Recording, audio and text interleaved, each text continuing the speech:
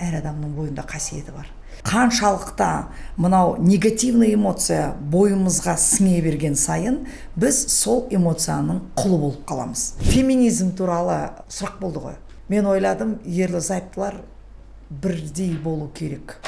Өмір көрсетті, олай емес екен. Қатын дейді, байын өлтіру үшін келген екен бұл өмірге дейді. Ер азаматтың бірақ мақсаты ол табыс табу.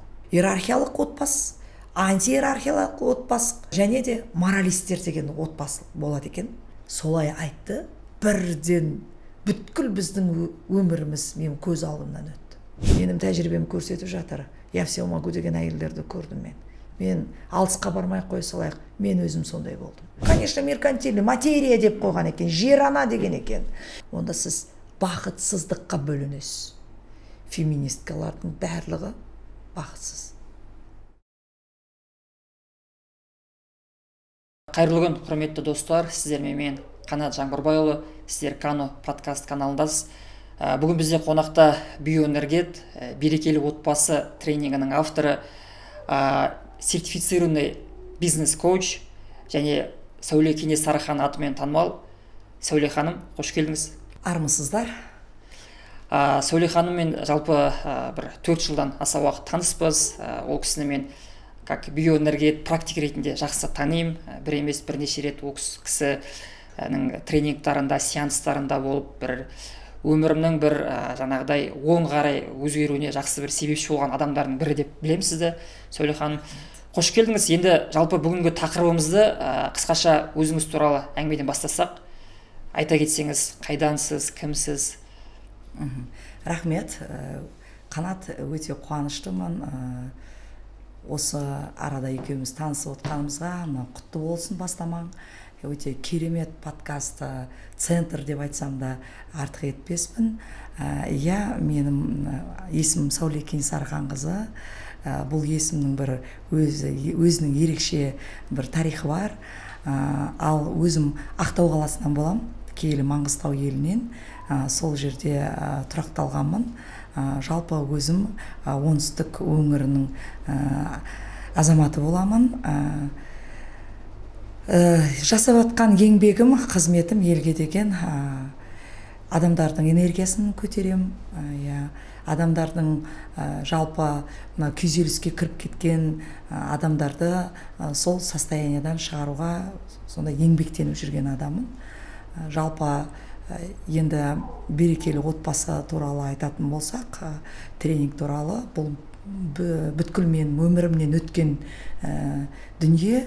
Сондықтан бұл тренингтен адамдар көптеген нәтижелерін алып жатыр өз өмірлерінде. Жалпы тағы да жасап жатқан дүнием профессиональной деятельности. Бұл корпоративный тренингтерді өткізем мен. Жалпы тренингтерім өте көп, мен өте ұнатам.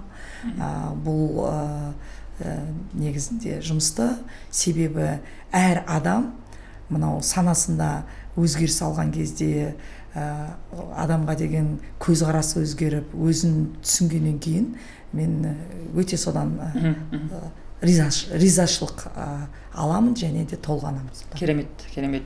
Сәуле ханым, айтып жатқаныңыздай, берекелі отбасында өзімнің көрген тәжірибемнен бір алынған дүниелер деп.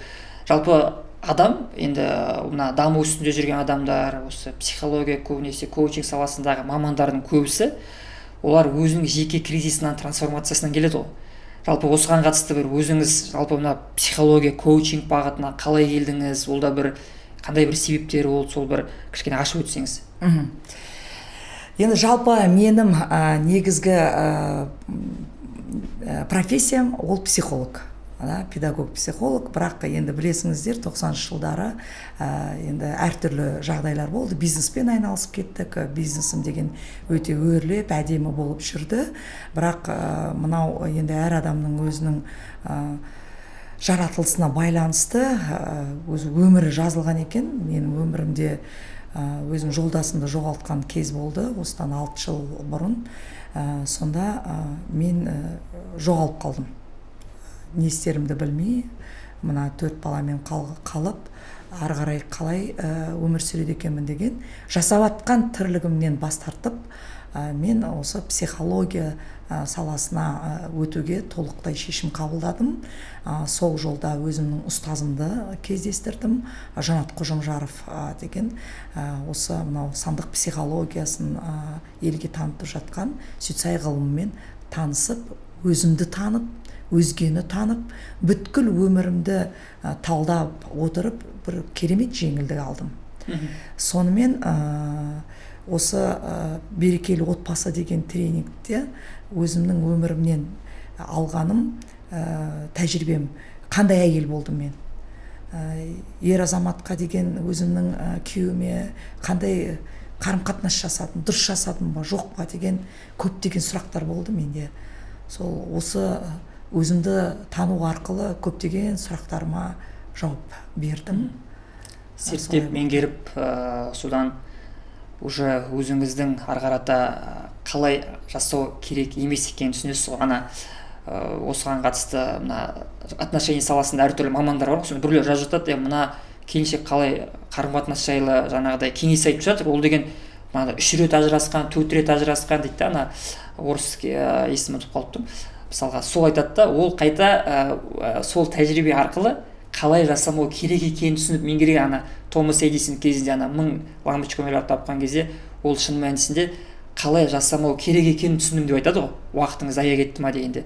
Сол үшін адам енді тәжірибе арқылы таниды. Мен өзім көптеген трансформацияңыз көп жатырмын. Және Сәуле ханым айтып жатқандай, Жанат Қожамжаров аға менің де ұстазым, көбісі білмейді. Жаңа мен енді қазір эксперт ретінде, кәсіпкер ретінде жасанды интеллект саласында көбінесе жаңағыдай 20 мыңда аудиториямыз сол саладан жинағандықтан мен қазір көптеген көрерменді түсінбеуі мүмкін. Дегенмен мен сол салада көбінесе осы жаңағы Сәуле ханым айтқандай өзімнің жеке кризисім, трансформациям арқылы, ал біз білеміз, бизнес ол үнемі бір кризистерден тұрады. Сөйтіп бір қиналып келгеніміз бар. Сол үшін енді ол кісіге де бір үлкен алғысымды айтқым келеді. Енді Сәуле ханым, бізді қазір қарап отырған көрермендерге жалпы мына берекелі отбасы туралы айта өттіңіз. Ендігі бір мен сізді танитын тұсым, ол сіздің мощный энергияңыз. Мен бір емес бірнеше рет болдым. Енді ол былай айтқанда бір тылсым дүние. Қазақта жалпы қасиет деген нәрсе бар. Ол қасиетте кез келген адамның бойына дари бермейді. Белгілі бір адамдарға қонады. Оны қасиетті ұзақ уақыт ұстап қалудың өзі бір адам нәпсісімен бір күресу деп айтады ғой. Соны бір сіз жаңағыдай өзіңізді жаңағыдай былай айтқанда нәпсіңізді тыйып, өзіңізді ұстап, сол қасиетті бойыңызға дарытып, адамдарға өткізіп жүрген бір керемет адам ретінде мен сізді білем. Сол үшін жалпы енді осы көрермендерге осы энергия деген дүние туралы, қасиет деген дүние туралы кішкене жаңағыдай жалпақ тілмен кішкене түсіндіріп ашып өтсек. Жалпы энергия деген не сіздің түсінігіңізше? Сіз оны енді бүйтіп ұстап жүрген адамсыз да? Керемет сұрақ, Қанат, өте қызық. Жалпы энергия мен қасиет бірдей жүреді. Себебі қасиет ол Алладан келеді. Жалпы адам деген солай туылады. Болды. Ол адамды нәпсімен, ол адамдарға нәпсімен жұмыс жасау, оны қолға ұстап алу оңай болып келеді деп ойлаймын мен. Жалпы мен бұл жеке ойым. Себебі қасиет қашан жабылады адамда? Қасиет адамның бойынан жомарттығы кеткен кезде, қызғаныш пайда болған кезде, көре алмаушылық пайда болған кезде, мынау жадность деп айтамыз ғой. Сондай адамға деген келеңсіз бір қабілеттер ашылып жатса, сонда адам қасиетін бойынан жоғалтады. Сонда бағы да қашады екен ол адам. Сонда қазақтың мына айтатын сөзі бар ғой, кең болсаң кем болмайсың дейді ғой. Сол үшін ең бастысы мына бойымызда әр адамның бойында қасиеті бар. Себебі біздер деген дүниеге бір Алланың қалауымен келіп отқан жеріміз бар, уже бойымызда қасиет бар. Сондықтан бойымызда әдемі қасиеттерді дамытсақ, мейірімділік, махаббат, мынау жігерлік, жомарттық деген қасиеттер дамытқан сайын бойымыздағы энергиямыз, мына рух деп айтамыз ғой, рух күшейе береді. Сонда рух күшейе берген сайын адамның бойынан қорқыныш кетеді екен. Адам не үшін жетістікке жете алмайды?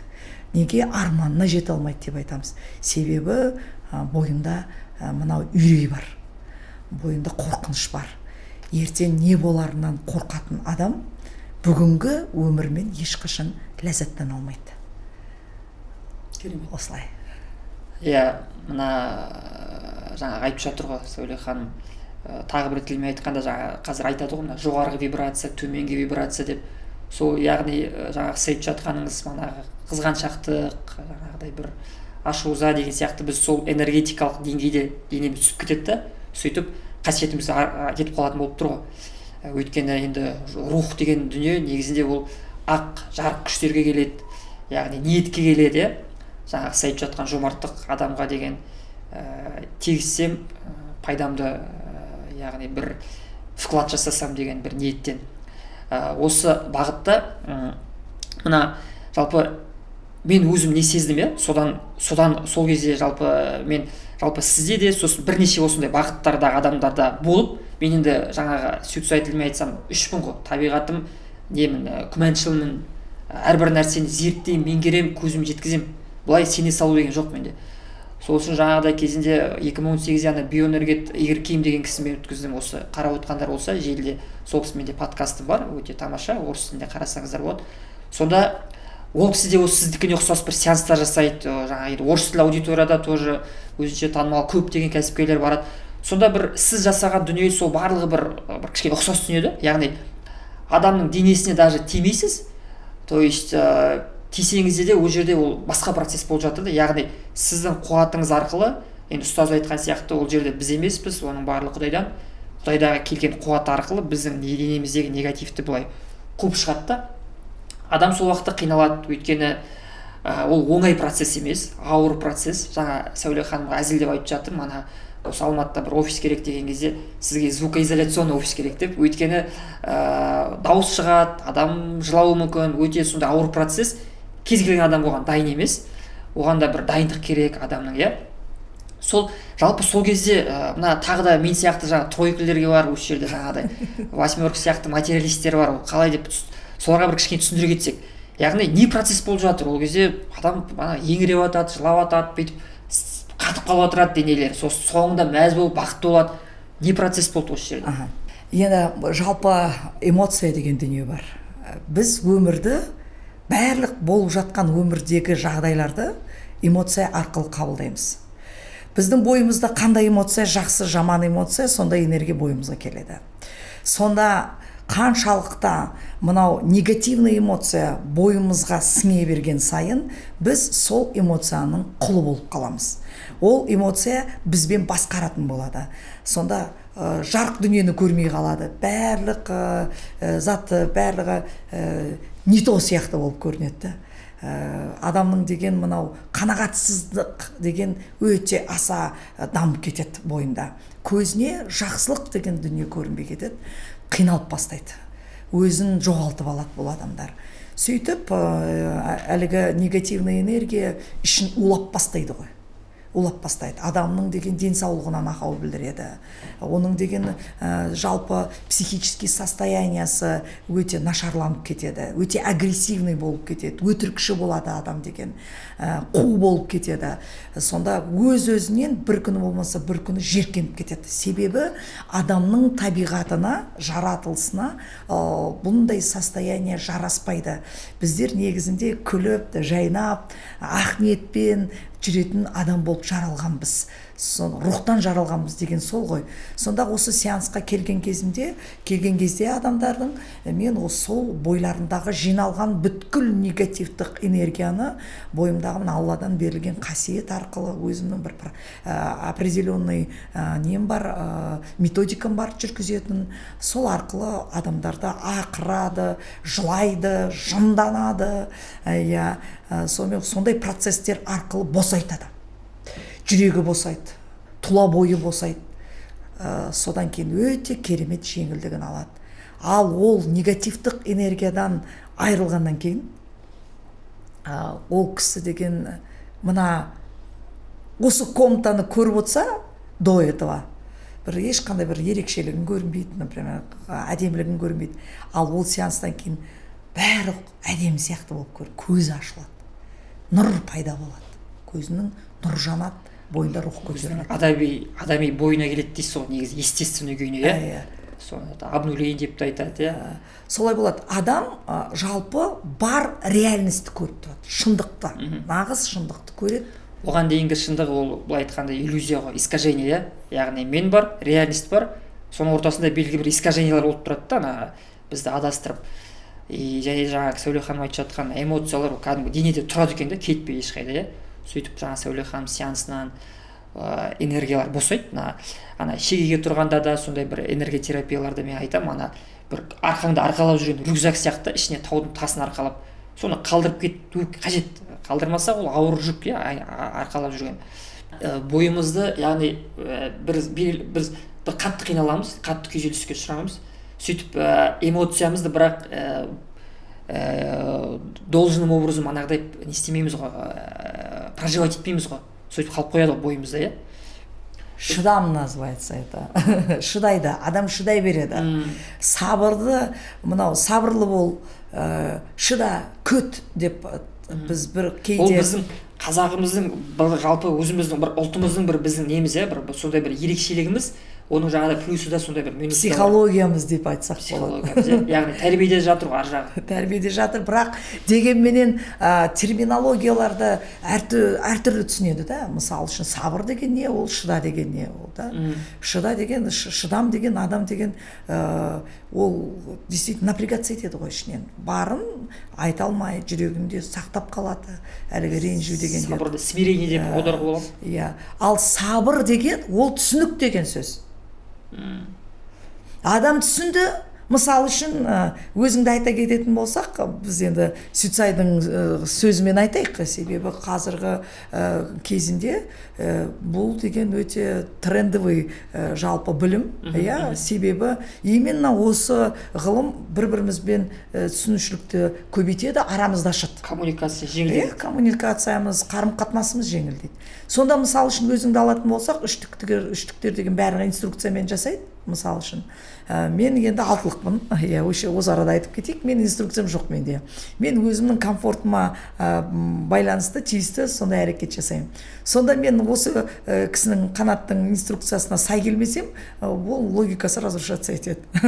Вот солай. Ал енді мен деген қанатқа келіп атқанын білем. Так, онда деп келістік келуді, сосын қазір мысалы, егерде мен қанаттың табиғаты сондай екен білмесем, инструкция, план бойынша жүреді деп, мен даже предупреждать етпейтін едім, қашан келем, сонша сол уақытта келем деп қоюшы едім. Мен алты екен түсініп тұрмын ғой сіздің. Ана көрдіңіздер ма қандай әдемі да? Сондықтан мен деген смс жазып, мен пәлен уақытта болам деп дәл келіп отырмын. Алтылық енді 10 деп келістік, бірақ 10:30-да келуі мүмкін дейді, асықпа деп қойды. Солай болды. Ана Галлап тест деген шықты ғой, қазір жаңағыдай үлкен компаниялар қолданады, Google-да да қазір жақсы дамып жатыр. Сол негізі осы Сүтсайға өте жақын екен, жалпы өзіңнің табиғатыңды, қабілетіңді, қасиетіңді, плюсіңді, минусыңды тез ажыратуға болады.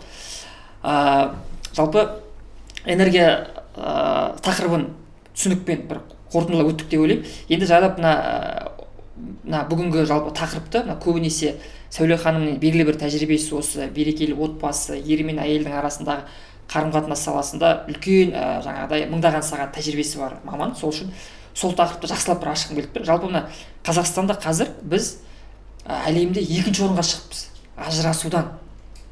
Енді соны жалпы қандай себеп сіздің тәжірибеңізде? Мен бұны енді қазір біраз көрермендер мені түсінбей қалатын шығар жалпы. Сол жалпы Иә, мен түсінбейтін шығар, может быть, да. Бұл жақсы емес та, жаман емес та. Бұл жағдай. Бұл болатын іс. Түбі қайырлы дейсіз. Бұл болатын іс, себебі мынау шыдамды, сабырды айттық қой қазір. Адамдар шыдап шаршады ғой. Неге? Себебі бір-бірін түсінбейді ғой. Бір-бірімен сөйлеспейді. Мен де сол өмірден өттім ғой. Қарап отырсаңыз да, әйтеуір жағымпаздану, бір-біріне көңіліне қарау, сөйтіп адам шаршайды. Адам ойлайды, әр адамның субъективті өзінің ойы болады, ой пікірі болады. Мысалы үшін сен былай ойлайсың, мен былай ойлаймын, бірақ үндемей қоя береміз да. Представляете, адамдар деген жылдан сайын жылға өмір сүре береді, солай шыдайды бір күні жарылмайды ма? Сонымен ажыраспағанда не істесін? Ер азамат деген әйел адамнан махаббат алмаса, әйел адам өз махаббатты еркектен күтіп отырады. Әр әйелдің махаббат деген сезім сезіну, махаббатты сезіну ерекше болып тұрады. Біреу сөзбен түсінгісі келеді, аймаласын, әдемі тілмен тәтті сөздерді сөйлесін деп күтуде, өзінің табиғатына жараса. Ал біреулер деген ақшамен жақсы көреді. Ақшаны көбірек берсе маған дейді, сонда мен жақсы көреді екен деп ойлайды. Біреуге деген жебеушілік, қамқоршылық керек, біреуге просто сөйлесу керек болады. Вот әңгіме қайда жатыр. Соны ала алмағаннан кейін адам, және де түсіндіре алмағаннан кейін өзінің второй половинкасына, сол кезде осындай арада деген түсінбеушіліктер болады. Ал көбінше ер азаматтарға келетін болсақ, әйел адамдар сөйлейді ғой, скандал көтереді, рухы жетсе, эмоциясын шығарады дейсің. Эмоциясын қалайда шығарады. Біреу жылайды әйтеуір, неде болса да. Біреу тым болмағанда барып өсек соғып келеді, барып байын жамандап келеді да. Сөйтіп солай жеңілденеді әйтеуір. Әйтеуір қалайда жеңілденудің бір әрекетін іздеп бастайды. Ал ер азаматтар ерекше. Ер азаматтар сол ішінде сақтап отырады. Сақтағаннан кейін біраз уақытқа шейін жетеді. Сосын деген ол ішеді. Ішкеннен көңілі толмаса басқа әйелді іздеп бастайды. Ол жерде де көңілі толмайды. Не үшін? Осы жерден айта кетейін. Мынау жалпы бракта, мынау в браке состоящие семьи, мынау отбасын құрған, заңды түрде құрған ер азаматтар жалпы басқа елге барған кезде ешқашан көңілі толмайды. Артынан ешқашан солай ма, солай емес па? Себебі мынау үш жалпы шындық бар. Біз мына субъективтік шындық деп айтамыз. Ол тек қана жеке біздің ойымызға жараса дүние. Объективтік шындық бұл болып жатқан дүние, және де біздің санамызға өзінің әсерін беретін ол жоғары объективтік шындық дейді. Жоғары объективтік шындық ол сіздің мынау регистрация брака дейді ғой, үйленген күніңіздің свидетельствосы жазылған тылсым энергия, ол бойыңыздан өтеді. Сонда сіздер Құдайдың алдынан және де мемлекеттің алдынан сіздер ерлі зайыптысыздар. Сол заң адамды санасында жеңілдік, напряжение бермейді десем болады. Постоянно сондай бір ішінен деген ойланып отырасың да, дұрыс істедім ба, дұрыс істемедім бе деген адамның көңілі толмайды. Сондықтан осы жерден бір айта кетейін, құрметті әйелдер, егер де сіздің өміріңізде сондай жағдай болып жатса, ер азаматыңыз, қазір енді ол жаңалық емес, көп семьяда ондай болып жатыр. Еркек адамдарыңыз басқа әйелге барып көңіл тауып, көңілін өзінің бір ашқысы келіп, жайғысы келіп жатқан болса, ол жерде ол еркектің көңілі ойдағыдай жайлы болмайды ешқашанда. Себебі еркек үйленген кезінде әйелі үшін жауапкершілік алады. Құдайдың алдынан да сол өзінің борышын атқарады. Сандар датының маңыздылығы ғой. Маңыздылығы. Марғұлан ағада бір сөз бар ғой. Көп көрермендер танитын болған, сол кісіден мысал келтірейін. Жаңа 3 түрлі дүниемен әлем басқарылады деп. Ноты, буквы, әріп және сандар дейді. Яғни ол кездейсоқтық емес. Құдай осы 3 дүниеден жаратты да, жаңағы тибетский әртүрлі монахтар мантра оқиды. Мантра дегеніміз ол әріп қой, сөздің құдіреті. Ноты ол музыка. Жаңағы Бетховен, әуендер қалай адамның на клеточном уровне адамды трансформациялайды, адамның бойын жігерлендіреді. Сол үшін сандар, жалпы қазақ, мен енді мына студияның аты Екібай ғой. Бұл Екібай деген қысқаша айта кетейін, өзімнің тәтем. Тәте деген бізде Атырауда ол көке, яғни ер адамның аты. Ол кісі қазір қайтты. Ол менің жаңағыдай рухани ұстазым деп айтамын да. Ол кісі сол 2009 жыл маған бір белгілі бір кітаптарды беріп, сол арқылы мен трансформацияланып, жаңағыдай өзгеріп, оказывается, тылсымға қарата бір жаңағыдай бір эзотерика бағытында мен қатты бір не істеп кеткенім бар. Жаңа Зеланд бар, Джо Витали, Диспенза, манағыдай белгілі бір авторларды оқып, сол айтқым келген, сол тәтем мына барлығын зерттейтін кісі да, көп оқиды, манағыдай миссиясы 2, өзі 8. Сол мына сандардың заңдылығы туралы айтатын да. 3, 6, 9 деген заңдылық бар, ол Тесла айтып кеткен, Фибоначчида кездеседі, біздің қазақтың ағаш үйінде кездеседі екен. 4 элемент, жаңағы ошақ, тас, не тұрады екен да бізде. И орта шаңырақ үнемі ашық тұрады екен. Қытайдың философиясында шаолинский монастырлар ешқашан ортаны жаппайды екен да. Біздің шаңырақ та сондай. Сосын ешқашан қыр болмау керек үйде. Мындай дөңгелек болу керек та. Сол бір заңдылықтар, фигуралар артында түбінде сан жатыр екен да. сол сандардың маңыздылығы туралы мен сол түсінбейтінмін. Артынан сөйтіп қарап отырсақ, жалпы қазақтың дүниетанымында сол ғылымның сол нәрсенің бәрі жатыр екен да. Біз яғни қазір тек жоғалтып алдық, бірақ ол біздің бойымызда, ол қазақтың ДНК-сында біздің ол идентикамыз, то есть біз сәл-сәл сол бағытта бір меңгеріп бастасақ, біз рухымыз біз демеп жіберетін сияқты, біз уже түсініп тұрамыз, деп жаңағыдай. Иә, енді Сәулехан жаңа айтып жатсыз, қазақты тойда да тілек айтса айтады ғой, түсініспеушіліктерің болсын араңызда деп. Сіз енді жаңағы негізі қорытындысы да сол болып тұр ғой. Адам яғни әртүрлі адамдар әртүрлі, оның энергиясы әртүрлі, болмысы әртүрлі, яғни түсінбейді бір-бірін. Осы тұста жаңағыдай орын алады, иә. Енді осыған қатысты бір қарап отқан көрермендерге мен осындаймын, бірақ мен мынаны түсінбеймін әйелім деп айтып отқан адамдар көп. Яғни өзінің жаңағы субъективті реальностьті менікі дұрыс, менің жағдайымда олай емес, менің жағдайымда әйелім түсінбейді немесе ерім түсінбейді деп отырған көрермендер болуы мүмкін. Жалпы бір өзіңіздің тәжірибеңізден кішкене бір жаңағыдай лайфхак дейміз ба, бір белгілі бір практика дейміз ба, бір сонда айтсақ, бұл жерде сен былай жаса дегенде бір кішкене практика жүзінде бір қандай бір кеңес берер едіңіз? Жалпы отбасын сақтап қалу үшін бір мақсат бар. Ол деген адам деген сол ең бастысы ерлі зайыптың арасында отбасы болу керек. Ең басты мақсат сол болу керек. Адамның келіспеушілігі бір-бірімен ол өзінің нәпсі бойынша егерде отбасында әрекеттер болмай бара жатса, сонда адам қиналып бастайды. Сонда отбасының маңыздылығы адам санасында жойылып кетеді, ол болмайды. Ал енді бір-бірімен ұрысқаннан кейін көңіл қалады. Дұрыс па? Енді адамның көңіл қалуы бірден ғой. Мысалы, әйел адамға қатты сөйлеп қойып, ол кісіні деген оскорблять етіп қойып жатса, бірден деген сексуалдық энергиясы тоқтап қалады әйел адам. Сол үшін ер азаматтар қалай әйел адаммен жалпы қандай сөздерді қолдану керек екен өте ойланып сөйлеу керек. Себебі әйел адам сенікі ғой. Оның энергиясы саған керек қой. Ол энергия бойынша сен табыс табасың, сен деген жігерленесің. Сондықтан әйел адамдарыңызға өте байқап сөйлеңіздер. Бұл просто на физическом уровне ренжіп қалады бірден, сонымен сексуалдық энергиясы түсіп кетеді.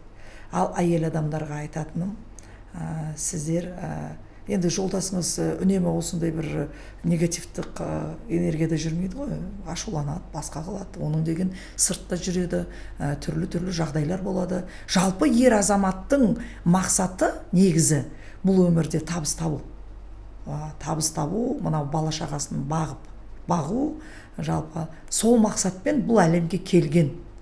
Сондықтан осы философияны түсінетін болсаңыздар, онда сіз өзіңіздің жолдасыңыздың кезінде қандай әдемі сізге деген сюрприздер жасаған, жылы сөздер сөйлеген, сондай кезіңізді есіңізге түсіретін болсаңыз, бірден бойыңызда ерекше энергия жүретін болады. Сондықтан осы лайфхакпен пользоваться етіңіздер, 100% жұмыс жасайды. Жаңа сіз айтып жатсыз, не деп, мысалы, ер адамның қызметі, яғни табыс табу, былай айтқанда бұрынғы кезде жаңағыдай аң аулау болса, қазіргі кезде ақша табу, ел жору, Махамбеттің өлеңінде ереуіл атқа ер салмай, егеулі найза қолға алмай, еңку жер шалмай, темір қазық жастанбай, ерлердің ісі бітер ме дейді. Яғни енді сол даже өлеңнен былай примерно картина болады да, ер адам далада жаңағыдай душқа түспей бір істеп табыс тауып, сонымен жаңағыдай не. Енді осы тұста жалпы қоғамда қазір мынадай бар, феминистік көзқарас бар да, яғни екеуі қатар жүру керек. Ер адам жаңағыдай ол да бала бағу керек, ол да жинау керек деген сияқты. Жалпы мен оған жаңағыдай, то есть қарсы адаммын. То есть енді мен ойымша табиғи жол ол өзі түсінікті негізі адам. Сен өзің уже үйде тұра алмайтын адамын біліп тұрасың, сенің мақсатың тек бір глобальный бір масштабный бір дүниені іске асырғың келіп тұрады негізі. Әйел адамның болмысы сол жаңа туғаннан бастап бір кукла ойнайды, бір үйдің бір берекесін келтіру деген сияқты бір Құдай негізі бойымызға таратып қойған ғой. Жалпы сол феминистік көзқарасқа енді сіздің жалпы ойыңызды осы тәжірибеңізде сүйене отырып қалай ойлайсыз, жалпы қоғам негізі жаңа берекелі отбасы сіздің ойыңызша қандай болу керек? Соны кішкене айта кетсеңіз. Жалпы негізінде феминистік туралы айтатын болсақ, мен көрермендер терең түсінсін деп жалпы неден шығады екен деп айтып берейін. Өзімнің өмірі бойынша. Мынау мен деген жалпы атамның қолында өстім. Ер азаматтың деген қасиетінде санамнан өткіздім. Атамның қолында немересі, сүйікті немересі болып өскен кезде біздің атамыз деген өзінің мысымен алатын тұғын. Бір көзбен қараған кезде ыммен ақ түсіндіретін, көп сөйлемейтін, сондай керемет кісі болатын. Ал менің өзімнің әкем мен анам бұл жерде ситуация басқа болды. Бұл кісілер деген енді жалпы мен анам деген павлодарлық, әкем оңтүстік, жалпы ментальность әртүрлі болған ғой. Анам орысша көп сөйлейді, әкем орысша да қазақша да сөйлейді демекші. Бірақ дегенменен мен деген сондай отбасында өстім. Бір-бірімен дос болды. Мен папам мен мамам. Менің түсінігім бойынша солай болды. Мама кейде екеулері ұрсады, ондай болады. Бірақ жалпы папам деген сондай болған, анамның көңілін тапқысы келіп, байқасам, анамды сүйетін тұғым. Сонымен күйеуге шықтым. Күйеуге шыққаннан кейін сол форматта қалай өзім өмір сүрдім отбасымда. Дәл сондай форматта мына жолдасымен бірге өмір сүрем бе деп ойладым. Бір-бірімізді сүйдік, махаббат болды арасында. Бірақ білесіздер, әрқашанда бір третий лица пайда болады ғой. Мынау қалай болды? Әйелің деген сенімен басқарып жатқан сияқты болды ғой деген сондай бір әңгіме болған болып тұр ғой. Жолдасым бірден стратегиясын өзгерді. Стратегиясын өзгертіп, мен деген естественно маған өзімнің логикама байланысты отбасым бола алмай қалды. Мен жабылып бастадым. Менің өмірім шыдамға айланып кетті. Бірақ дегенменен мен өзім жолдасымды сүйгем, жақсы көргем. Бірақ шыдам арқылы өмір сүру және де түсінбеушілік болу арасында ол әйел адамның бойындағы энергиясын төмендете береді. Әйел адам деген, мен жалпы табиғатым күлімсіреп жүретін адамын, еркелеп өскем, себебі сол бойымдағы бар қасиетім менің өмірімді жеңілдеткен шығар. Енді қараңыздар, осыны нені жеткізгім келді? Феминизм туралы сұрақ болды ғой. Мен ойладым, ерлі-зайыптылар бірдей болу керек. Өмір көрсетті, олай емес екен. Бірақ менің жолдасым енді артық қайырлы болсын, енді жаман айту емес, бұл кейсті сіздерге ашып жатқаным түсінсін деп ашқаным. Бұл жерде ешкімді жамандап жатқан жоқ, тем более мен Құдай өзі сақтасын, дұрыс түсініңіздер. Бұл жерде түсіну керек, не себептен әйел адам мен ер адам осылай бір-бірімен салғыласып, мына таққа деген таласып тұрып, және де әйел адам еркектен үстем болғысы келеді. Мен өзімнің өмірімнен өттім, олай болмайды екен деген. Себебі мынау жазылмаған заңдылық бар. Ол заңдылық иерархия деп аталады. Біз ер азаматтың қабырғасынан жаралғанбыз. Оған барлығы келісетін шығар. Ол бар дүние. Сондықтан ер азаматтың мынау қабырғасынан жаралғаннан кейін әйел адам қалай болу керек? Ол іштей иіліп білу керек. Құрметтеу керек. Ер азаматты құрметтеп білмесек, біз әрқашанда әйел адам бақытсыздық өмір сүретін болады. Мен оны білмедім. Мен ер азаматты жақсы көрдім.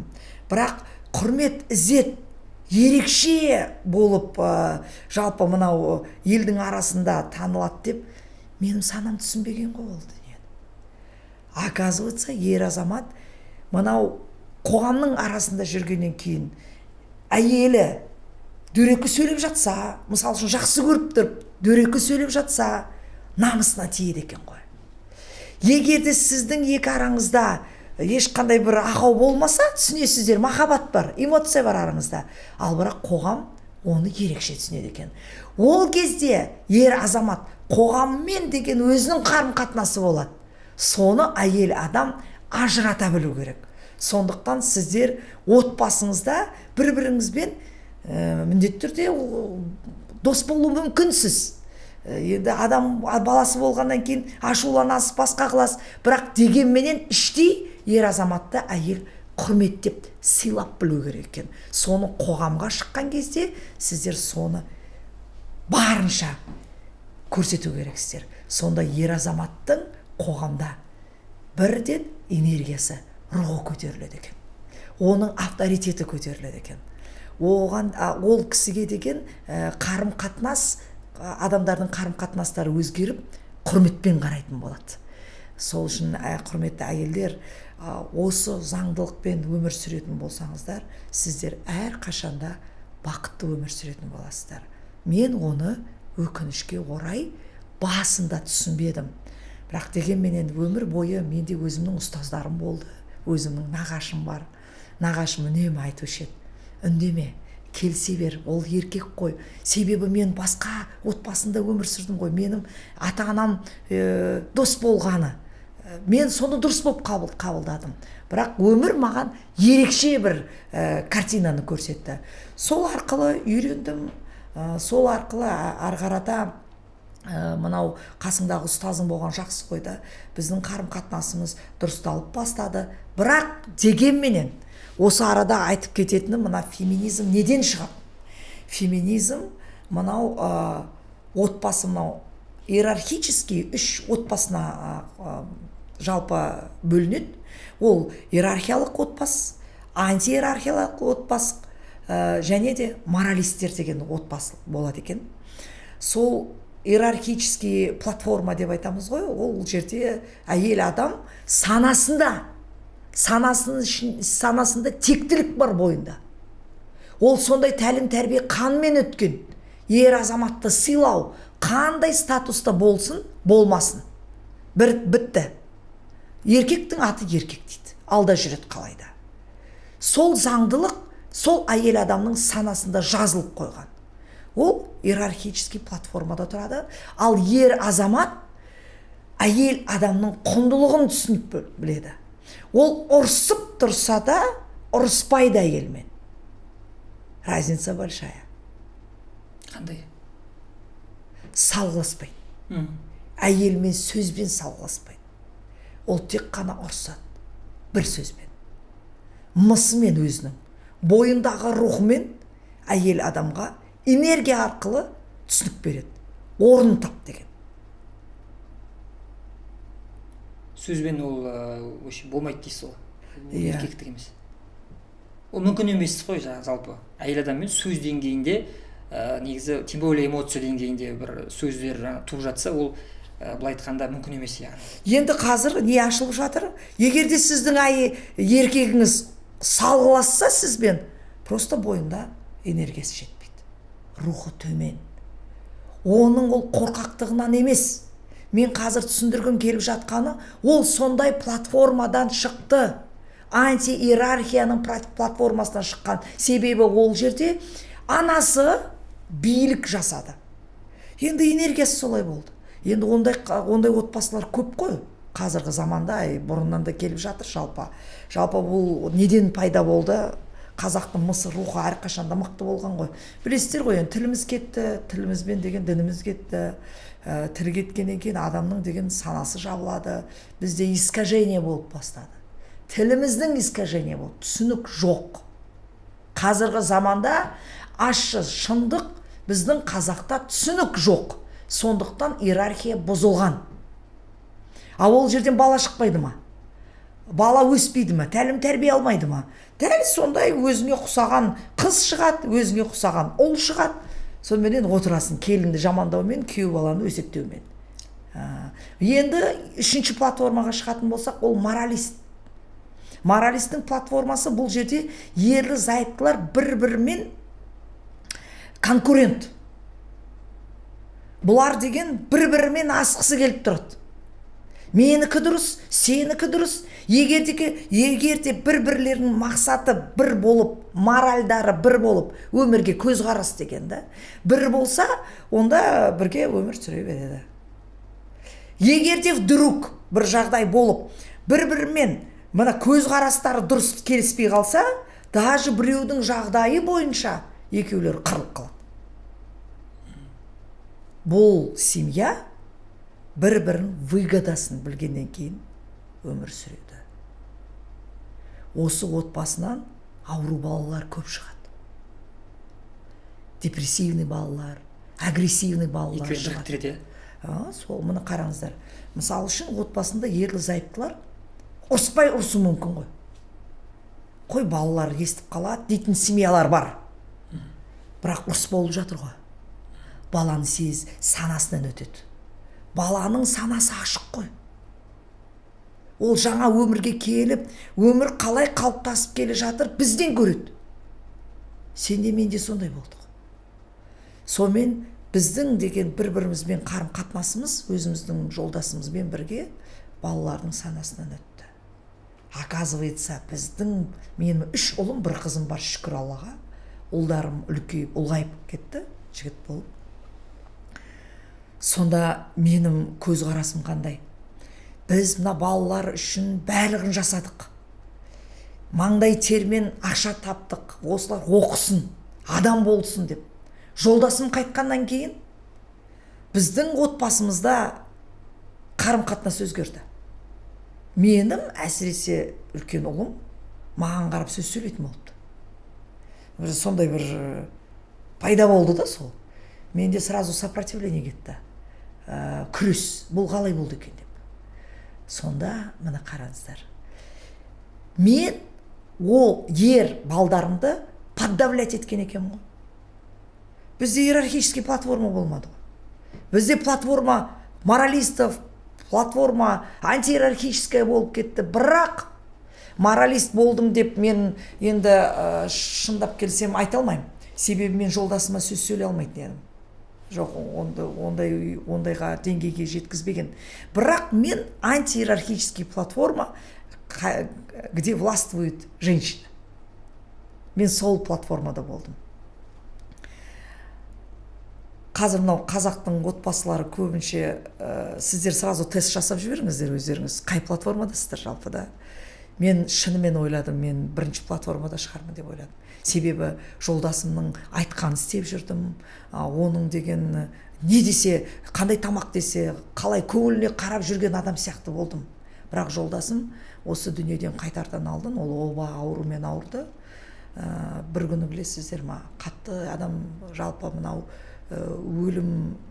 өлімге жақындаған сайын адамның жүрегі де ашылады, санасы да ашылатын болып тұр ғой. Мына объективтік шындықты көріп тұр ғой. Сөйтіп бір күні әдеттегідей сұрап, Ереке, мынаны не жасаймыз? Ақылдасып, әдеттегідей. Сонда білесің бе, Қанат, мен ол кісінің ешқашан маған айтқан сөзін ұмытпаймын, және де қалай айтқанын ұмытпаймын. Сүйегімнен өтті. Әй, деді, несін сұрайсың менен, деді. Мамасы, деді, сен сұраған менен бәрібір өзінің айтқанын істейсің ғой, деді. Солай айтты. Бірден бүткіл біздің өміріміз мен көз алдымнан өтті. Неужели, дедім. Білесіздер ма, қалай трансформация болады екен адамда? Адам санасында өзі бүткіл өмірін өткізіп, нағыз шындықты, мына объективтік шындық деп айтамыз ғой енді.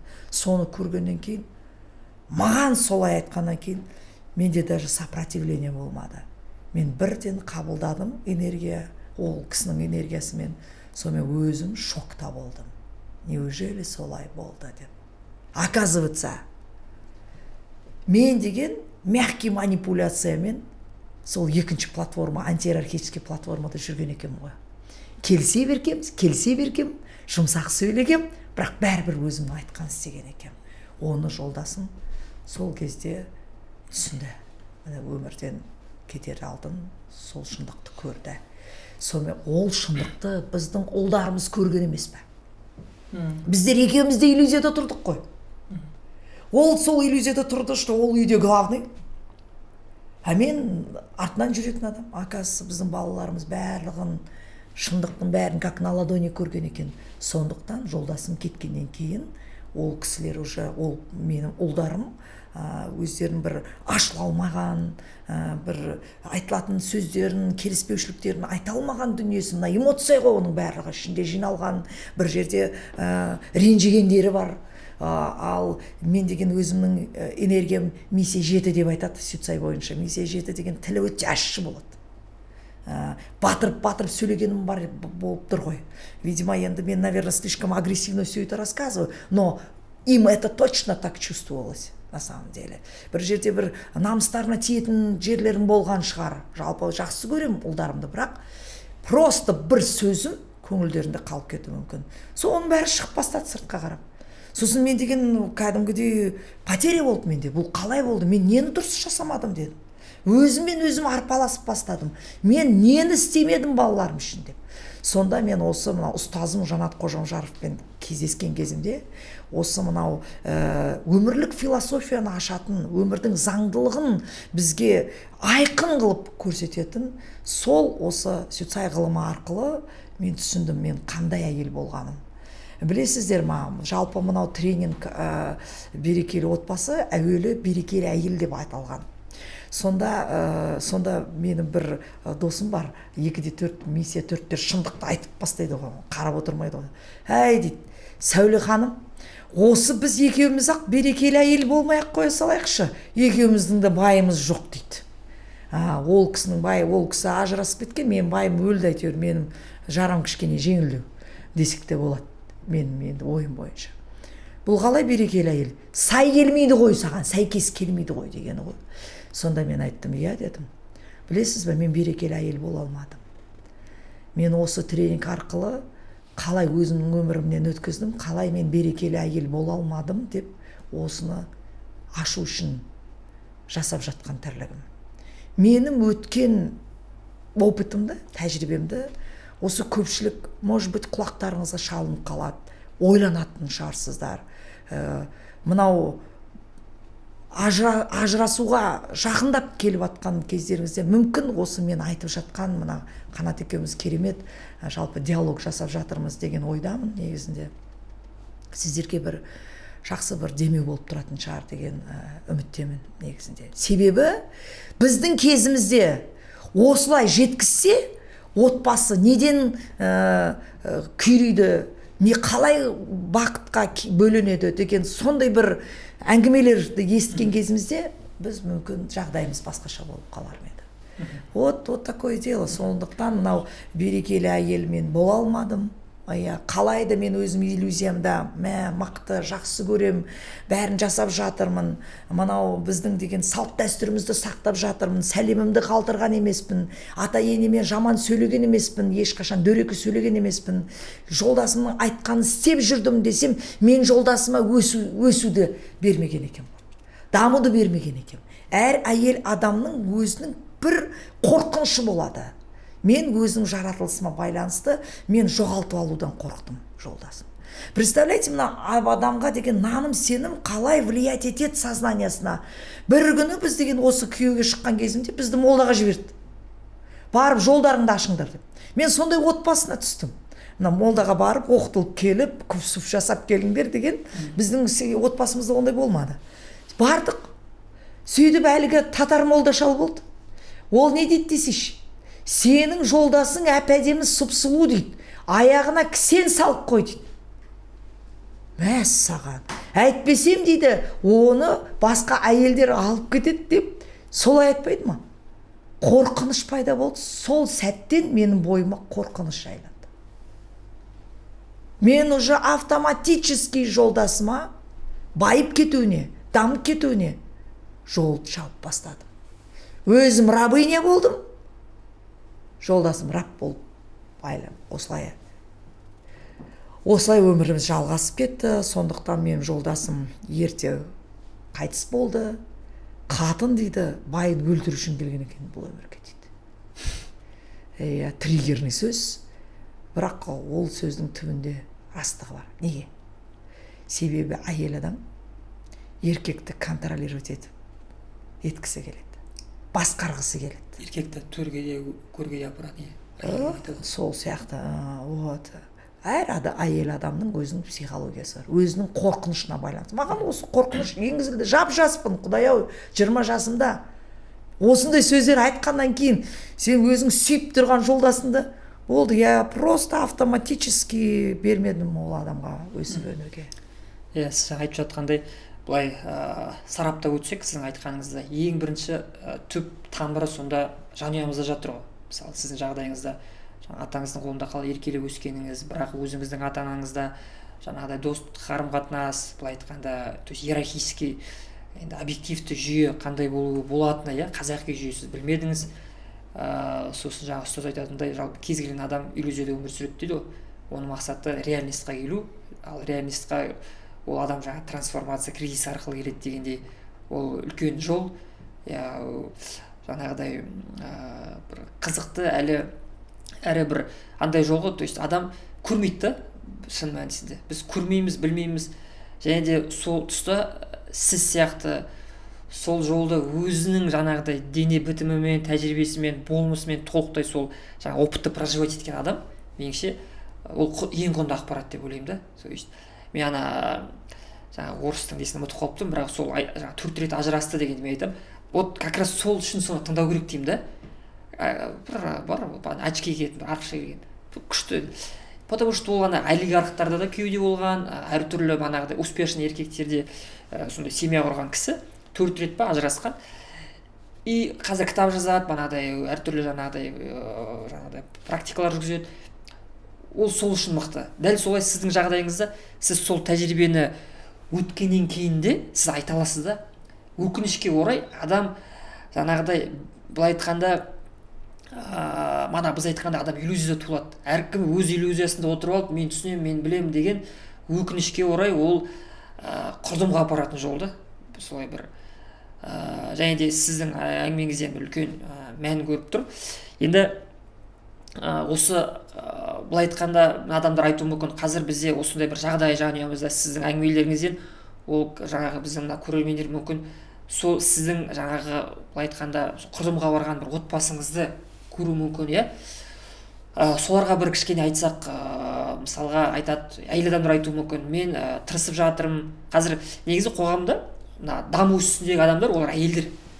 Мен өзім жаңағы как тройка ретінде манағы білімге тоймайтын, қанша ақша құрттық, сол әйтеуір регрессология, суицид, гипнотерапия, жаңағы психотерапия, көп деген салаларды бизнесінен айтпағанда оқып тастадым.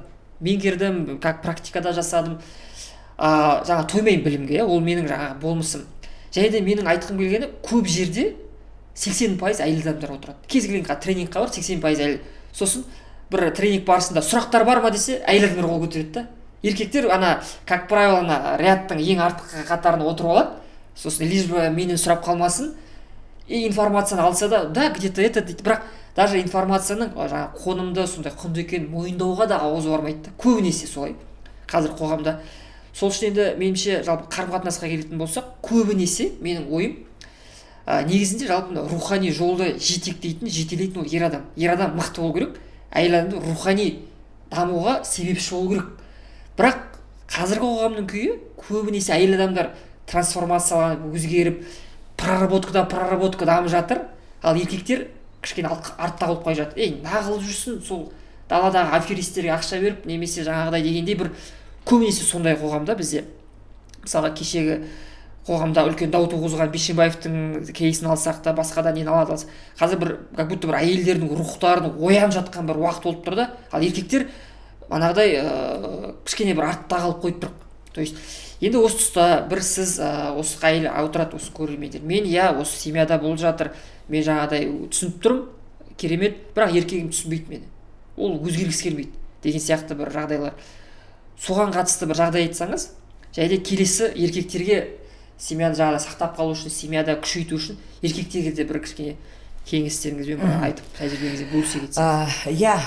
Расында да Қанат, шынымен де сондай. Қазір деген действительно әйел адамдар өте қарқынды даму үстінде. Ол өте керемет дүние деп ойлаймын. Бірақ дегенменен бұл жерде мынадай ерекше бір философия бар. Әйел адамдар өздері дамып тұрып, тек қана өздеріне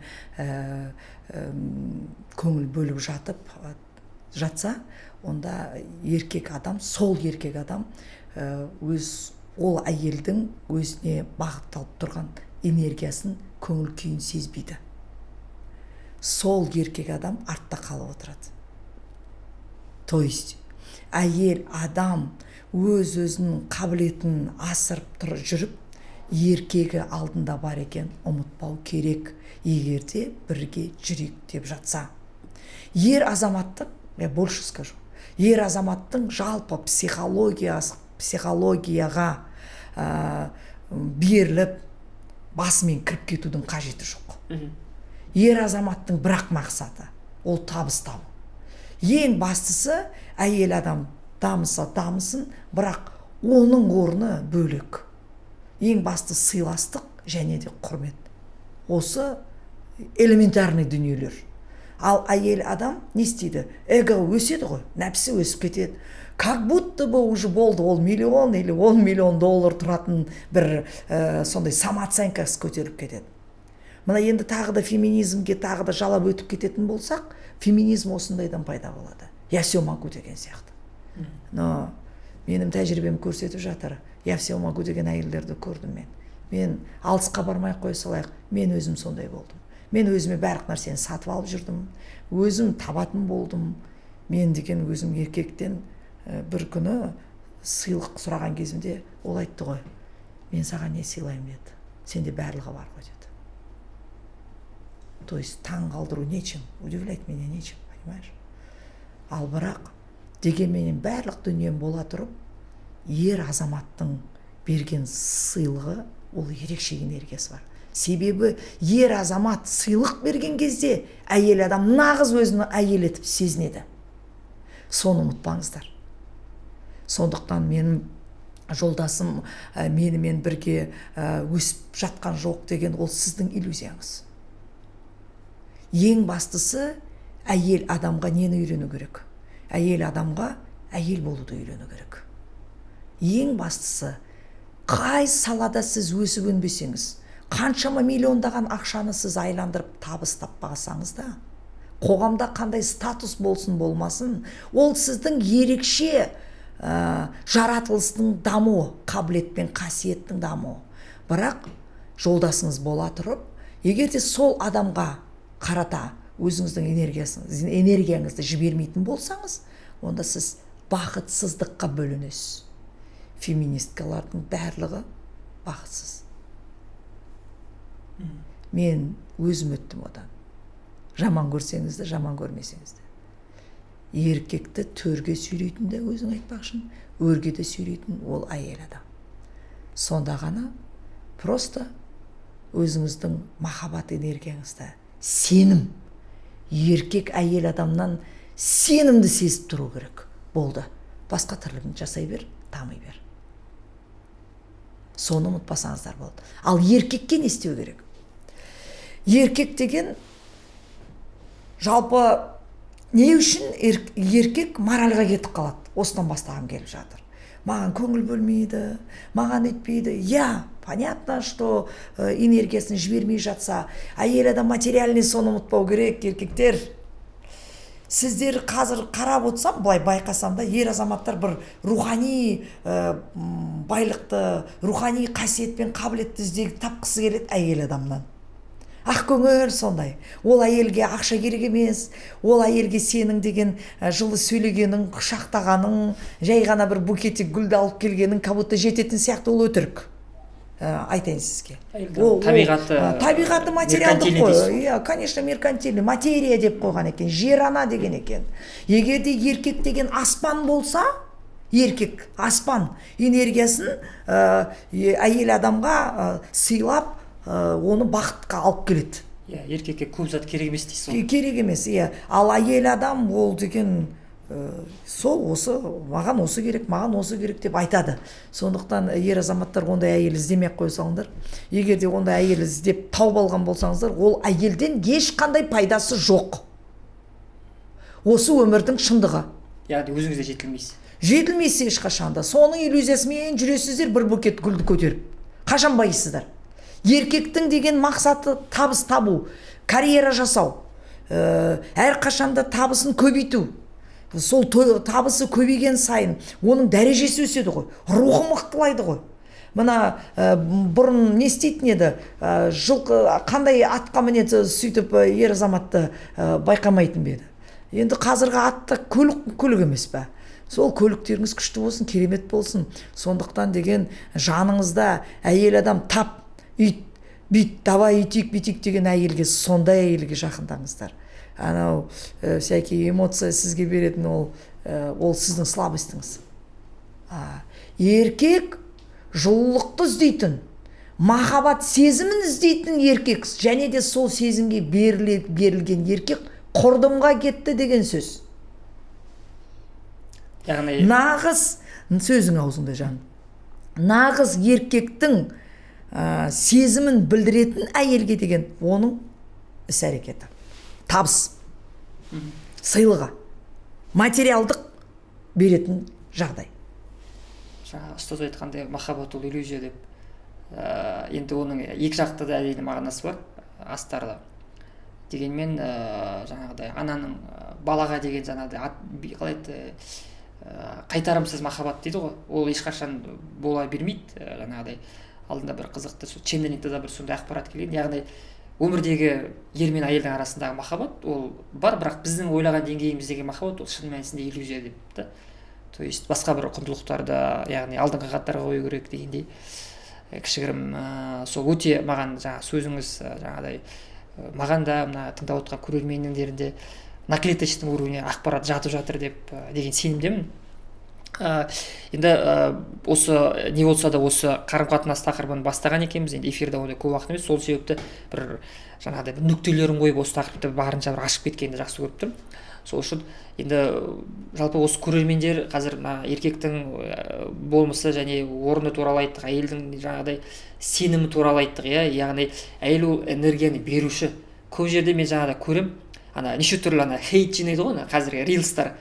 Әйел адам жаңағыдай бір мемдар көп, бүйтіп еркек адам мен табыс тауып жүріп осы Мальдивға келдік деп ойласам, әйел медитация жасап отыр, Мальдивға келген екенбіз ғой деген сияқты.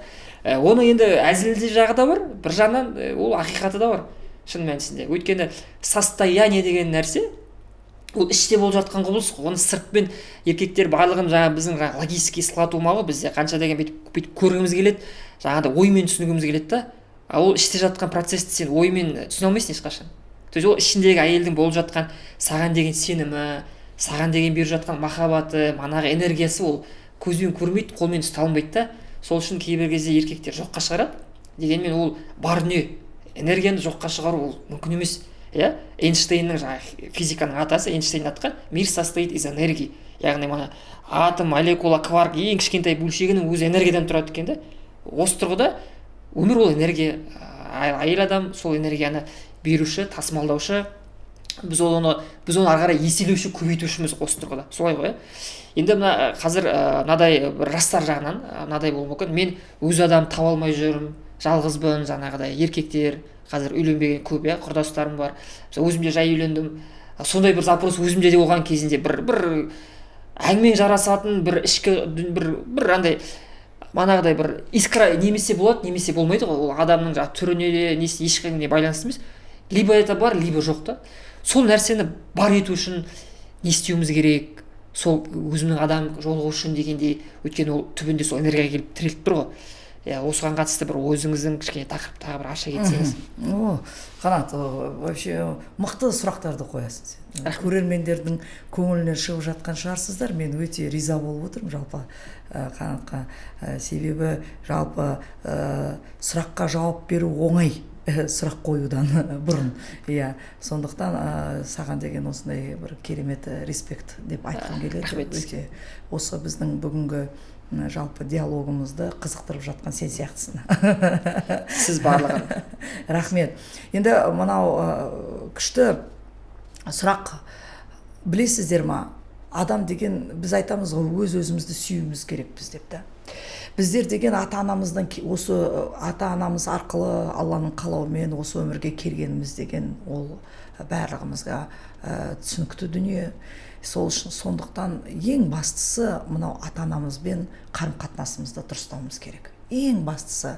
Себебі білесіздер ма, сен қандай жағдайда болма, ата-анаң саған сеніп отырса, басқа дүние саған қызық емес. Кім не дейді, не қояды.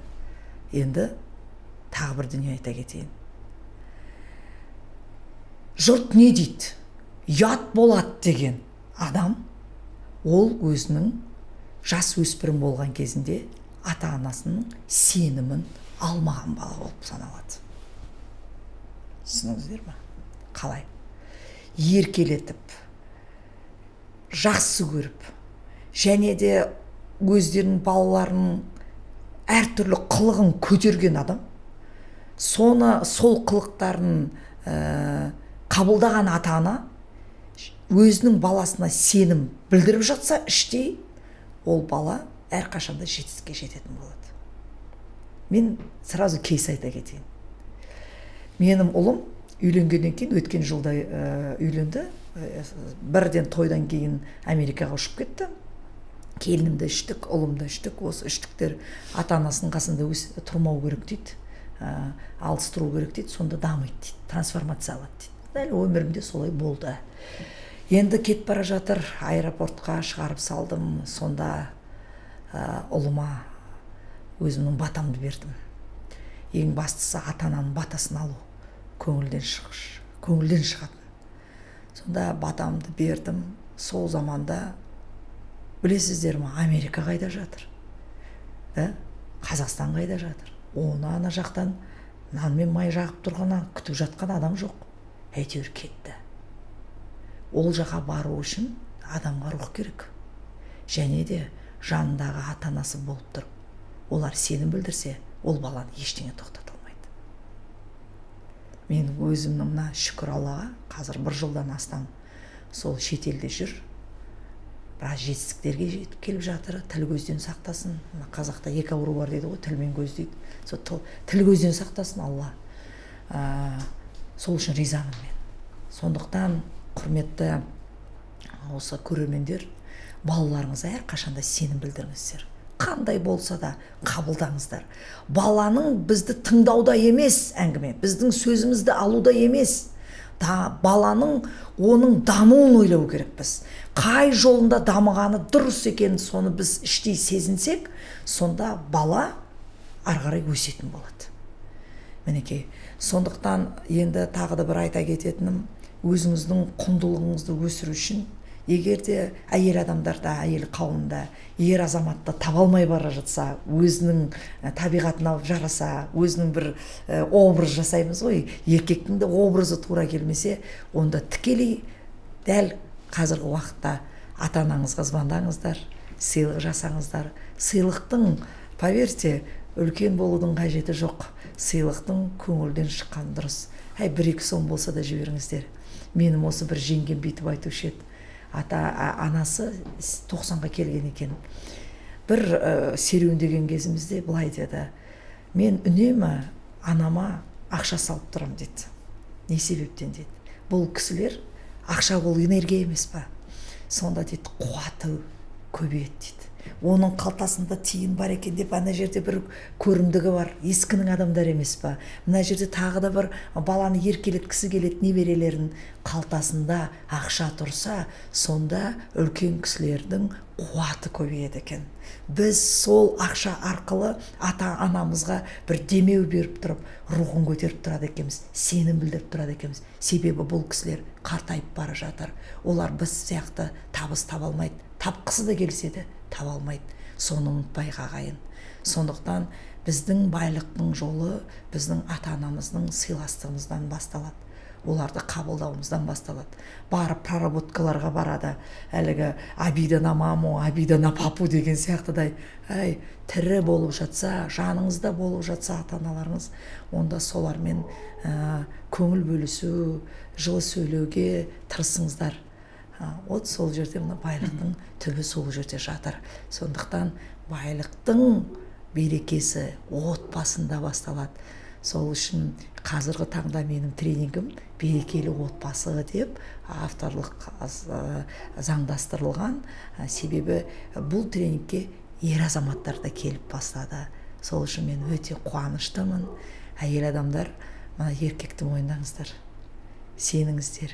Ал еркек азаматтарға айтарым, әйел адамды қабылдаңыздар. Біз бір-біріміз үшін жаралғанбыз. Алла тағала бізді солай жаратты. Бір-бірімізді қабылдау. Әйел адамды түсінбей қоя салыңыздаршы. ее понять невозможно. Әйел адамды қабылдаңыздар, болды бітті. Егер де жаман қатын алдыңыздан шыққан болса, значит, надо есть над чем работать, жұмыстану керек. Анаңызды қабылдау керексіз.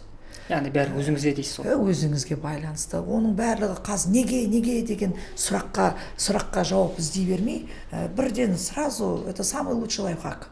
Ата-анаңызға жүгініңіздер де сол жақтың қарым-қатынасын дұрыстаңыздар, кешірім сұраңыздар. Ал о дүниелік болып кетсе, артынан өзіміз мынау қазақ болғаннан кейін Құран түсіріңіздер. Сөйтіп осындай әрекеттер жасасаңыздар болады. Сондықтан өзіңіздің сүйікті образыңызды табу үшін өзіңізбен жұмыстаныңыздар. Өзіңіздің рухани байлығыңызды өсіріңіздер.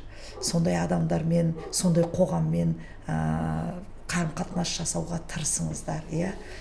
Бірақ рухани байлыққа келу үшін, адамға деген кеңпейіл болу үшін адам міндетті түрде табысты болу керек. Сондықтан қазір көңіліңізді қандай жұмыс жасаймын, қалайды, қандай жұмыс болса да әрекет жасаңыздар. Әсіресе еркектерге жұмыс істеу керек.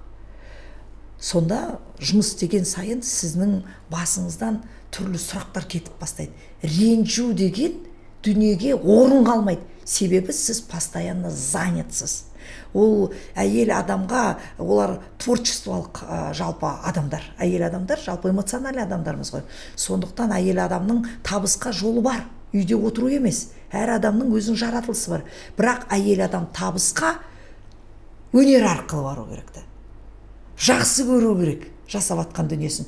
Табыс үшін жұмыстамау керек, жасамау керек. Ал маған ұнайды бұл жұмыс, сол үшін мен соны жасап жатырмын деген, сол жерде ақша көбейеді әйел адамда. Ал еркек табыс үшін жұмыс жасау керек. Маған ұнайды, ұнамайды, жоқ еркек. Вот сіздер ұнайды ма сізге, ұнамайды ма, қабылдаңыздар. Ең бастысы үйде отырмау. Біраз еркектерге трансформация етіп қалған болар осы жерде. Жалпы бір керемет осындай бір нотада.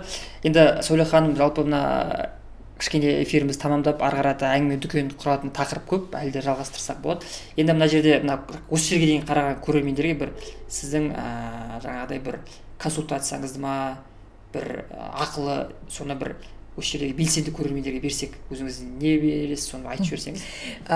Қанат, рахмет. Қанат мен дайындап қойды, қандай сыйлық бере аласыздар деп. Мен сыйлықты дайындадым, шын жүректен, ақ ниетпен сіздерге сыйлық беретінім. Мынау мен ойлаймын, көбінше әйел адамдар қарап жатқан шығар біздің эфирімізді. Құдайым біледі енді. Сол үшін сіздерге мен өзімнің ерекше бір тренингім бар. Онлайн өтсеңіздер болады. Ол тренингтің аты «Сен қандай әйелсің» деген. Бұл тренингтің мәселесі неде? Жалпы мақсаты қандай? Әйел адам бақытты болғысы келеді. Қалай бақытты болу? 9 өзі қыры бар. 9 компетенция деп айтамыз. Сол 9 компетенцияны сол жерде сіздерге түсіндіремін. 9 жол, мен қандай әйелмін, сіздер өздеріңіз қабылдау керексіздер. Практикалар ішінде. Ішінде практикалар болады. Өзіңіздің онлайн ба, офлайн ба? Онлайн ретінде, енді көрермендер көпшілік, солай, я думаю, будет комфортно. Жалпы өздеріңіздің әйел ретінде қабылдау, өздеріңіздің мынау сексуалдық энергияңызды көтеру, себебі бұл ең бастысы, біздің құндылығымыз. Егер еркектер алып жатса, әйелдеріне сыйға тартады. Сыйға тартсаңыздар болады. Және де негізінде ер азаматтар енді жалпы әйел адамның психологиясын түсінгісі келіп жатса, наоборот, осы тренингке келуіңіз керек деген ойдамын. Керемет. Ал достар, оның ережесі өте оңай. Яғни осы посттың астында өзіңіз жаңағы инсайт дейміз, түйіндеріңізді, ойларыңызды жазсаңыздар, осы подкасттан не алдыңыздар, өзіңізге қандай пайдалы, құнды сіздер үшін ақпараттар болды, сонымен тек бөліссеңіз ғана болды. Сәуле ханым өзі бергісі келген адамды сол комментарий ішінде өзі таңдайтын болады. Сіздерге сәттілік, достықтар, белсенділіктерді аямаңыздар, бізді белгілеп кетіңіздер, репост жасаңыздар, достарыңызбен осы видеомен бөлісіңіздер. Мына камера екенін ұмытып кете берем. Ал сіздермен болған мен Қанат Жаңбырбайұлы және Сәуле Кенесарыханқызы. Қош, сау болыңыздар. Аман болыңыздар, бақытты болыңыздар, берекелі отбасы көп болсын. керемет, сау болыңыз.